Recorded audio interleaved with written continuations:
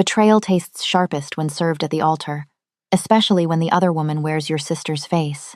What happens when a disgraced bride is cast aside by a weak lord, only for the realm's most lethal alpha king to crash the ceremony and claim the groom's crown for himself?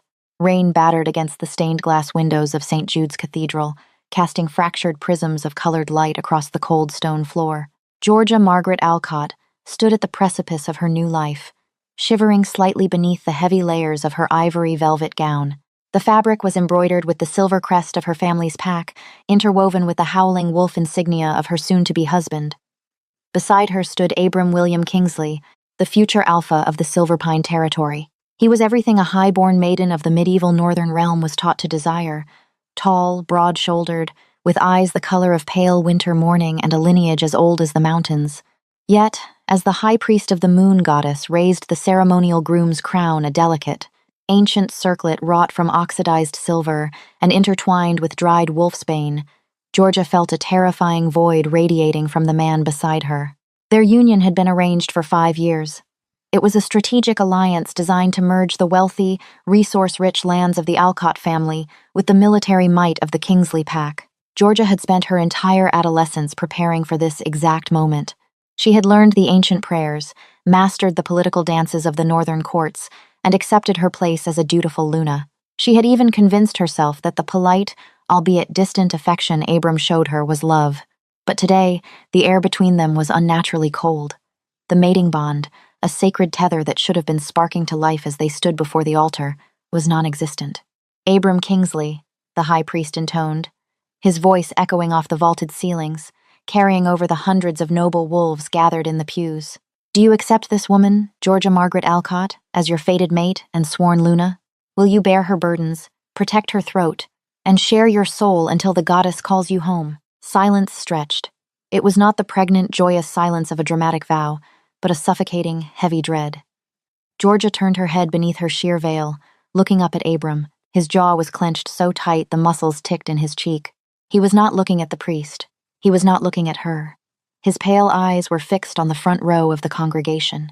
Georgia followed his gaze, her heart dropping into her stomach. Standing in the front pew, wearing a gown of emerald green that brazenly defied the traditional muted colors of a wedding guest, was Beatrice Rose Alcott, Georgia's younger sister. Beatrice possessed the fiery, chaotic beauty that Georgia lacked. Where Georgia was quiet, dutiful, and possessed a subdued, dormant wolf spirit, Beatrice was fierce, uninhibited, and radiated the intoxicating pheromones of a prime female in peak form. Abram, Georgia whispered, the sound barely escaping the tightness of her throat. Abram blinked, finally looking down at her. There was no warmth in his gaze, only a heavy, burdened pity that cut deeper than any blade. I am sorry, Georgia, he murmured, his voice low but carrying the rumbling resonance of his wolf. Before she could process the apology, Abram took a step back from the altar. The collective gasp from the congregation was akin to all the oxygen being sucked from the massive cathedral. Noble lords half rose from their wooden seats, and the whispering began instantly a rising tide of scandalous murmurs. I cannot take these vows, Abram declared, his voice now projecting so the entire cathedral could hear. He raised his chin, adopting the authoritative posture of a leading alpha, though his actions were tearing the sacred traditions apart. The goddess dictates that an alpha must mate where his soul finds its true match. For years I believed this arranged union with Georgia was my duty, but a wolf cannot lie to its nature. A true mate bond cannot be forged by political treaties or ink on parchment. Georgia stood frozen, the heavy veil suddenly feeling like a burial shroud. What are you doing? She choked out, her hands trembling as she clutched her bouquet of white winter roses so tightly the thorns pierced her leather gloves. Abram did not answer her directly.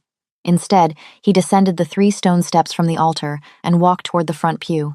He extended his hand. Beatrice stepped forward, her emerald eyes shining with a mixture of triumph and feigned innocence.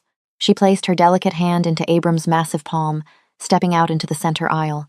My soul has found its match, Abram announced, pulling Beatrice firmly against his side. The scent of them pine needles mixed with Beatrice's overwhelming aroma of crushed wild berries flooded the cathedral, solidifying the truth. They were a match. A recent, fiercely burning match. Beatrice is my fated mate. I formally reject the betrothal to Georgia Alcott. I will take her sister, Beatrice, as my Luna and wife. The high priest lowered the silver crown, his weathered face pale with shock. "Lord Kingsley, this is a desecration. The treaties were signed by your father and hers. To reject a bride at the altar is a mark of profound dishonor." "I am the Alpha of Silverpine now," Abram retorted, his voice vibrating with a warning growl. "My father is dead. I make the laws of my pack, and I will not bind myself to a woman my wolf feels nothing for." Georgia's wolf is barely present. She is cold, scentless, an anomaly among our kind. She cannot lead my people. Beatrice is strong. She is my mate. Georgia swayed on her feet. The humiliation was absolute.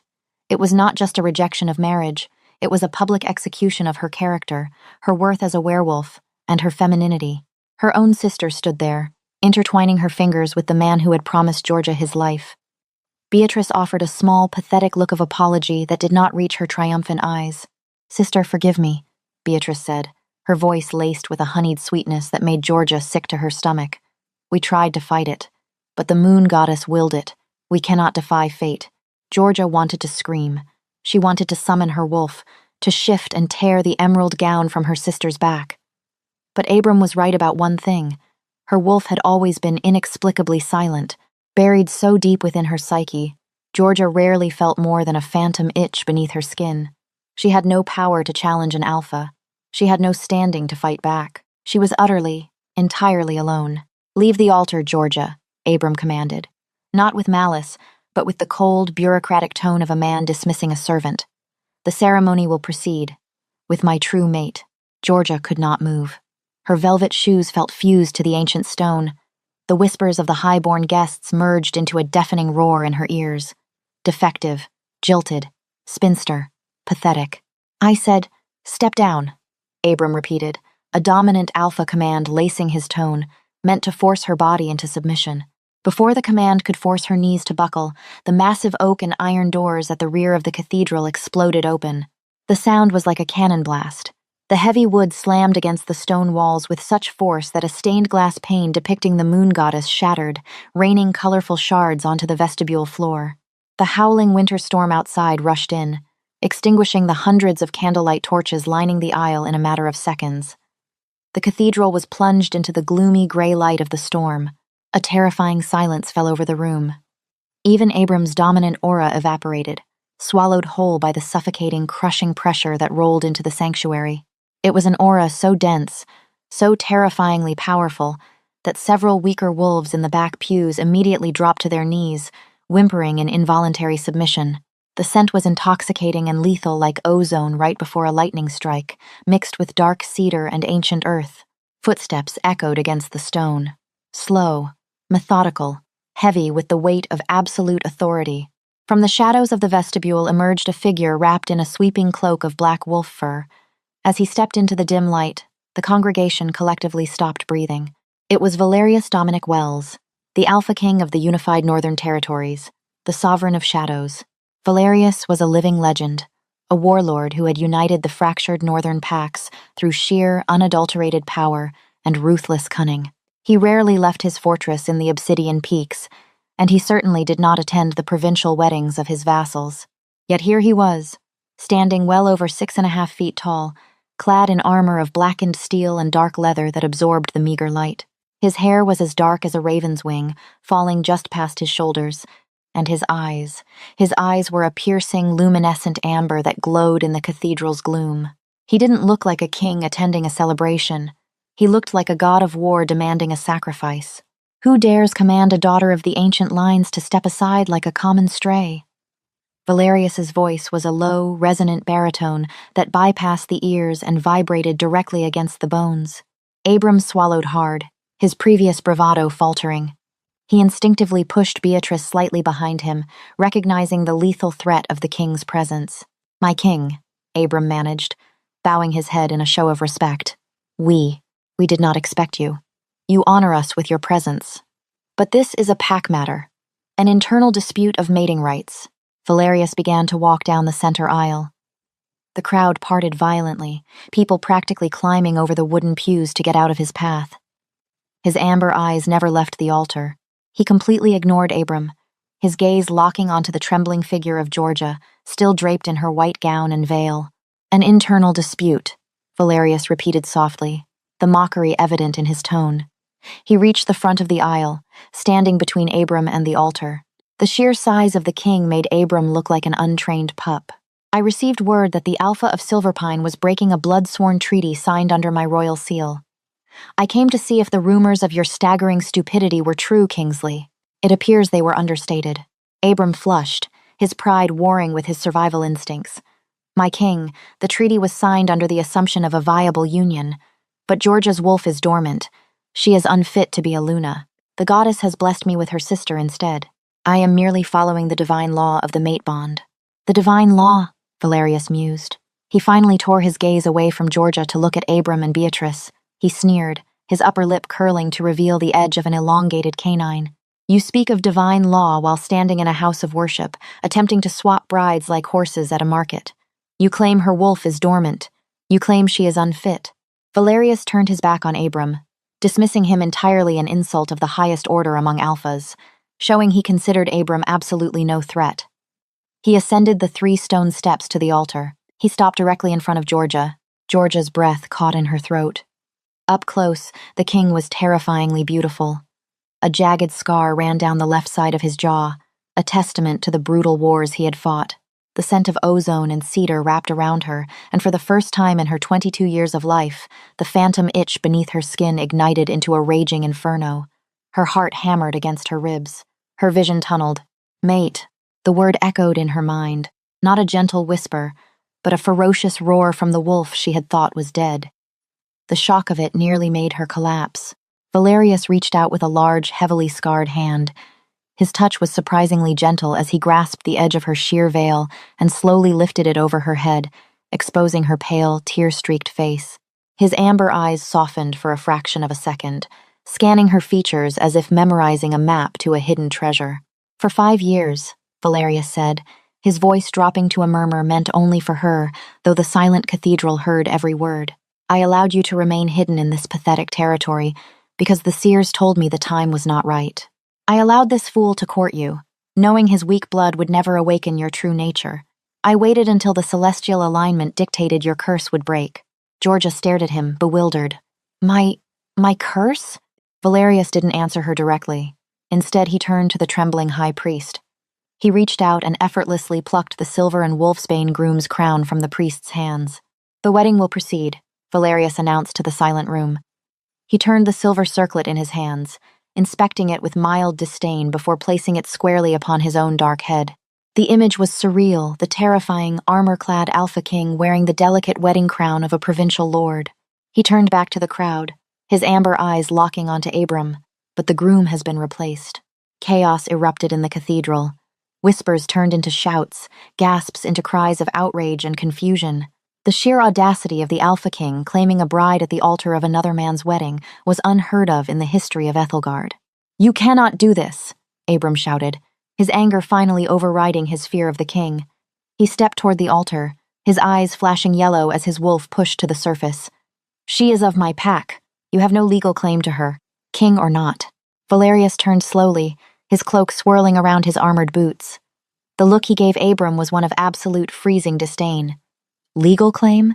The king laughed, a dark, terrifying sound that held no humor. "You rejected her. You severed all pact ties and legal claims the moment you renounced your vows before the goddess and this congregation. She belongs to no man. And as sovereign, all unclaimed lands, assets, and individuals fall under the protection of the crown." "She is an Alcott," Beatrice shrilled, her facade of the gentle, apologetic sister vanishing. "She is a defective wolf. Why would the king want the cast-offs of the Silverpine pack?" Valerius's gaze snapped to Beatrice. The sheer pressure of his anger forced Beatrice to her knees, her hands flying to her throat as if she were suffocating. "Speak of your betters with respect, little snake," Valerius commanded, his voice dark and deadly. "Or I will tear your tongue from your mouth and feed it to the ravens." He turned back to the crowd, raising his voice so it echoed against the high vaulted ceilings. "You call her defective. You call her dormant. Fools, all of you. You are blind to what stands before you." Valerius reached out and gently took Georgia's hand. His skin was burning hot against her freezing fingers. "Georgia's wolf is not dormant. It was bound. Bound by a blood curse placed upon her by her own mother, who feared the power of a true royal Omega." A collective gasp echoed through the room. Royal Omegas were myths, legends from the old world. They were wolves of immense spiritual power, capable of calming raging alphas, healing catastrophic wounds, and bearing heirs of unfathomable strength. They were the most prized, revered mates in werewolf history, hunted to near extinction centuries ago. A Royal Omega emits a scent so powerful it drives unmated alphas to madness, Valerius explained, his amber eyes scanning the crowd. Her mother placed a binding seal on her core to hide her, to make her appear scentless and weak, so she would survive. But the seal was tied to her innocence and her emotional stability. The trauma of absolute betrayal. Valerius smiled grimly at Abram. It was exactly what was needed to shatter the binding. As if on cue, the burning sensation within Georgia erupted. She gasped, arching her back as a sudden blinding heat flared in her chest. The invisible chains that had kept her spirit restrained for 22 years snapped. Instantly, a scent flooded the cathedral. It was not the simple, pleasant smell of pine or berries. It was the scent of night-blooming jasmine, rain-soaked earth, and raw, untamed power. It was intoxicating. It was heavy. Around the room, several unmated male wolves groaned, their eyes flashing glowing colors as their inner beasts reacted violently to the overwhelming pheromones of a Royal Omega entering her awakening. Abram staggered backward, his eyes wide with shock and sudden, desperate greed. He inhaled deeply, his wolf recognizing the catastrophic mistake he had just made. The dull, scentless woman he had discarded was suddenly radiating an aura that rivaled the king's. Georgia. Abram breathed, taking a step toward her, entirely forgetting the woman kneeling beside him in the green dress. Georgia. Wait. I didn't know. The rejection. We can undo it. The priest hasn't finalized. Valerius moved so fast he was nothing but a blur of black and steel. In less than a second, he was off the altar and standing chest to chest with Abram. The king's hand shot out, wrapping around Abram's throat. He lifted the Silverpine Alpha off his feet with one arm, suspending him in the air. Abram choked, his legs kicking wildly as Valerius's grip tightened like an iron vice. If you ever speak her name again, Valerius whispered, the sound carrying easily in the dead silence of the terrified church, I will rip your head from your shoulders and mount it on the gates of my fortress. You threw away a diamond to pick up a shiny rock, Kingsley. Now, you will live with your choice. Valerius tossed Abram aside like a broken doll.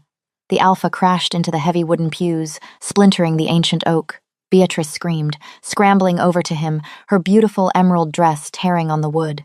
Valerius did not spare them another glance. He walked back up the steps to Georgia. She was trembling violently, overwhelmed by the sudden influx of her wolf's senses. Colors were brighter, the scents of the room were deafening, and the bond pulling her to the giant man before her was a physical ache in her chest. Breathe, little wolf, Valerius murmured, his voice softening entirely. He unclasped the heavy black wolf fur cloak from his shoulders and wrapped it around Georgia's shivering frame. It smelled intensely of him, of safety, power, and home. The awakening is harsh, but you are not alone anymore. I have you. Why did you come for me? Georgia whispered, clutching the edges of his cloak, her mind spinning as she stared up into his luminescent eyes. Because you were always mine, Valerius replied simply. He looked out at the high priest, who was cowering behind the altar. Complete the binding rite. Now. The priest fumbled with his ceremonial dagger and the silver chalice. But, my king, the banns have not been read. The preparations. I am the king of the north. My word is law. Read the rites, or I will find a priest who can, Valerius growled. Trembling, the priest began the ancient chants of the moon goddess. Valerius took Georgia's hands in his. For the first time in her life, she felt entirely seen. The man before her did not look at her with pity or obligation. He looked at her with a fierce, possessive reverence that made her newly awakened wolf purr in deep, resonant contentment. As the final words of the blessing were spoken, Valerius leaned down. His lips brushed hers, a promise sealed in front of the very people who had gathered to watch her downfall. The mating bond snapped into place, a brilliant, blinding tether of light in her mind. Come, my queen, Valerius said, turning away from the altar and keeping Georgia securely tucked under his arm. They walked back down the aisle, the Alpha King still wearing the silver groom's crown. The congregation bowed their heads, parting in absolute submission. Georgia did not look back at Abram, who was clutching his bruised throat, staring in horrified realization at the throne he had just lost. She did not look at her sister's pale, jealous face. She walked out of the shattered doors of the cathedral and into the storm, stepping out of the shadow of betrayal, and into the arms of the king. The Obsidian Peaks were not merely a fortress. They were a monument to the unyielding power of the North. Hewn from the dark volcanic rock of the surrounding mountains, the royal citadel loomed over the valleys like a sleeping dragon. For Georgia Margaret Alcott, this imposing structure had become something she never anticipated: a sanctuary. In the 6 months following the disastrous wedding at St. Jude's Cathedral, Georgia underwent a metamorphosis that left the entire kingdom in awe. The breaking of her mother's binding curse had not just awakened her wolf, it had unleashed a tidal wave of dormant energy. As a royal Omega, Georgia possessed abilities that had been relegated to history books and fireside myths. Her mere presence in the great halls of the citadel brought a palpable sense of peace to the often volatile royal guard. Her scent, that intoxicating blend of night-blooming jasmine and rain-soaked earth, soothed the aggressive instincts of Valerius's most battle-hardened warriors, allowing the king's armies to train and operate with unprecedented unity. More importantly, the bond between Georgia and Valerius Dominic Wells blossomed into a formidable partnership. Valerius was not the tyrant the provincial lords whispered about in the dark. Behind the closed doors of their private chambers, the Sovereign of Shadows was fiercely devoted, incredibly patient, and entirely captivated by his mate. He did not treat her as a fragile prize to be protected, but as an equal whose intuition and emotional intelligence perfectly balanced his militaristic ruthlessness. Meanwhile, life in the Silverpine territory had descended into absolute chaos. Abram William Kingsley quickly learned that a mate bond based on lust and superficial dominance could not sustain a pack. Beatrice Rose Alcott was beautiful and fierce, but she lacked the discipline, the empathy, and the political acumen required of a true Luna.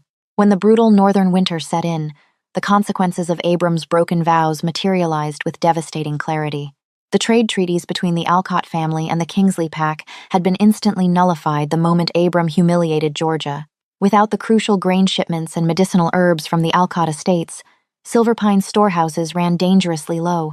Adding to their ruin, neighboring packs, sensing Abram's weakness and eager to curry favor with the Alpha King, began heavily taxing Silverpine's borders. Abram's people were starving, his warriors were defecting, and the whispers of rebellion grew louder with every passing blizzard. Desperation breeds audacity. Which was why, on the coldest morning of the solstice, the heavy iron gates of the Obsidian Peaks groaned open to admit 2 unexpected and highly unwelcome guests. Georgia was seated in the sunlit solar, reviewing agricultural reports with Lord Henry Beaufort, the king's master of coin, when the heavy oak doors swung open. Valerius entered, his armor dusted with fresh snow, his jaw tight. The lethal stillness of his posture communicated instantly that something was wrong. "My king?" Georgia asked, setting her parchment aside. "We have beggars at the gates, my queen," Valerius replied, his voice a low, dangerous rumble. He crossed the room, pulling her up by the waist and pressing a kiss to her temple to soothe his own agitated wolf. "Abram Kingsley and your sister have requested an audience. They seek royal aid for Silverpine." Georgia stiffened, the phantom memory of her humiliation flashing behind her eyes.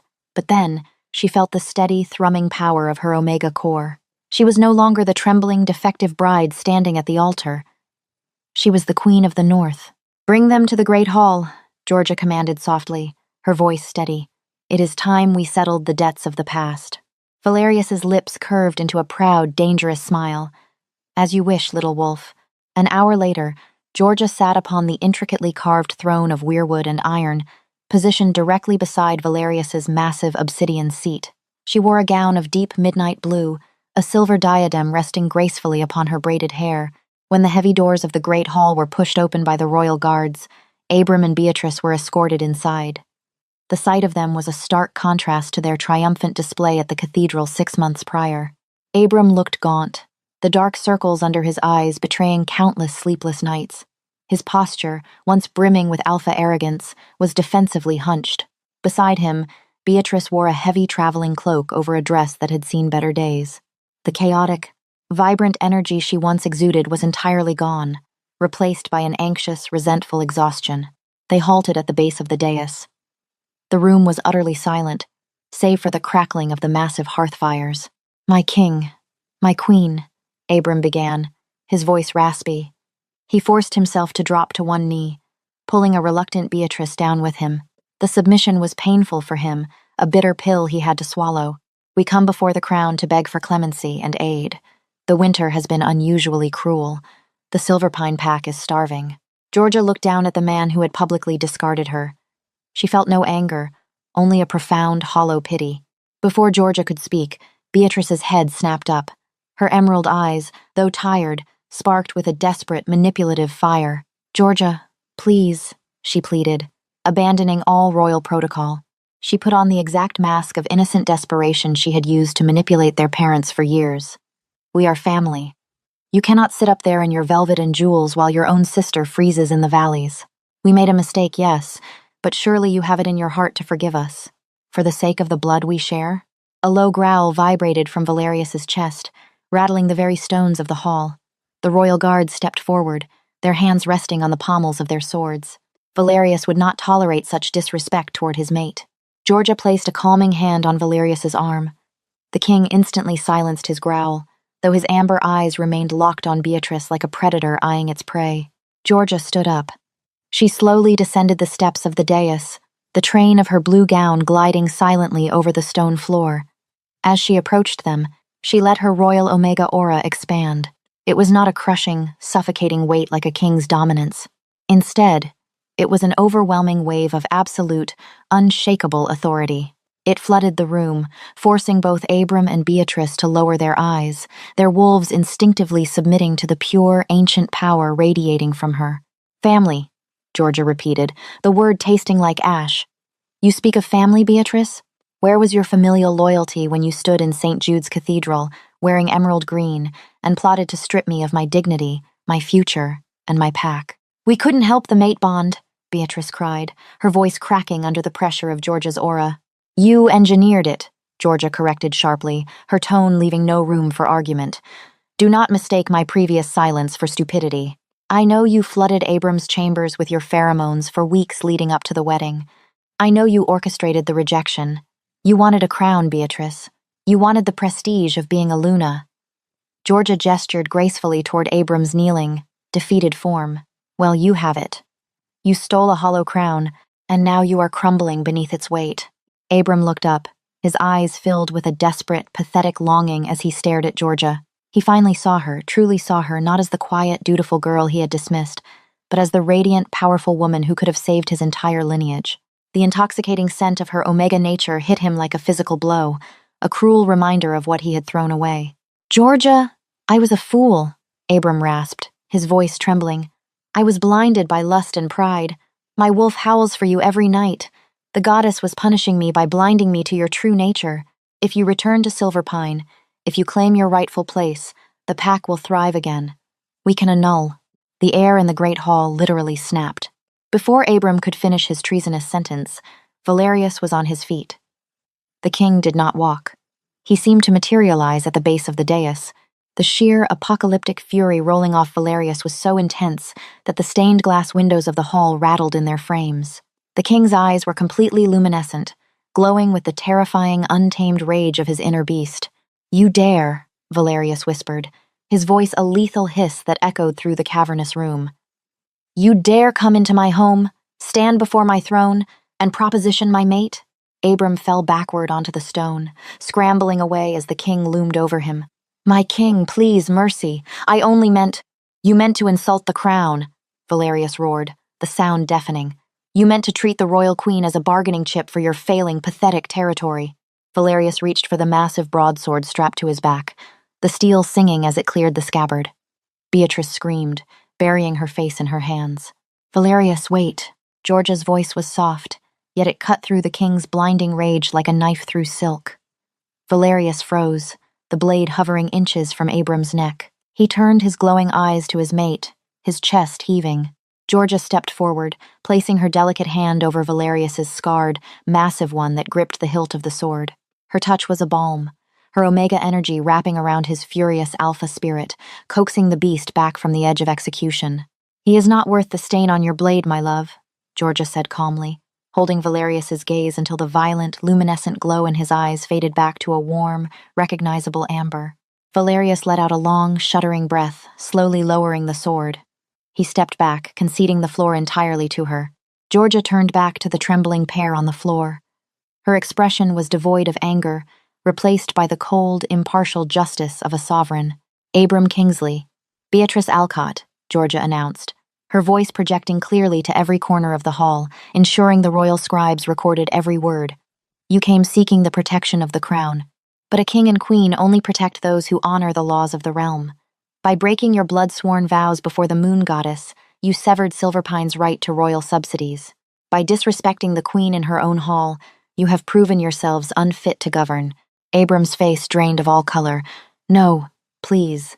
Effective immediately, the territory of Silverpine is stripped of its autonomous alpha status, Georgia declared, delivering the final, crushing blow. Your lands will be placed under the direct governance of the crown. Abram, you are stripped of your alpha title. You and Beatrice will be permitted to live on the outskirts of the territory, working the land as common members of the pack. If you attempt to incite a rebellion, you will be exiled to the frozen wastes. Beatrice collapsed onto the stone floor, sobbing hysterically. The grand, luxurious life she had schemed and betrayed her own sister to attain had completely evaporated, leaving her with a lifetime of hard labor and public disgrace. Abram remained frozen, staring blankly at the floor as the weight of his monumental failure crushed the last remnants of his pride. Guards, Valerius commanded, stepping up beside his queen. Escort them out. Ensure they are placed on the first wagon back to their new farm. The royal guards hauled Abram and Beatrice to their feet, dragging the weeping, broken couple out of the great hall. The heavy oak doors slammed shut behind them, sealing their fate. The silence that followed was peaceful. The heavy, toxic energy they had brought into the room dissipated, leaving only the warmth of the hearth and the quiet strength of the ruling monarchs. Valerius turned to Georgia, sheathing his sword.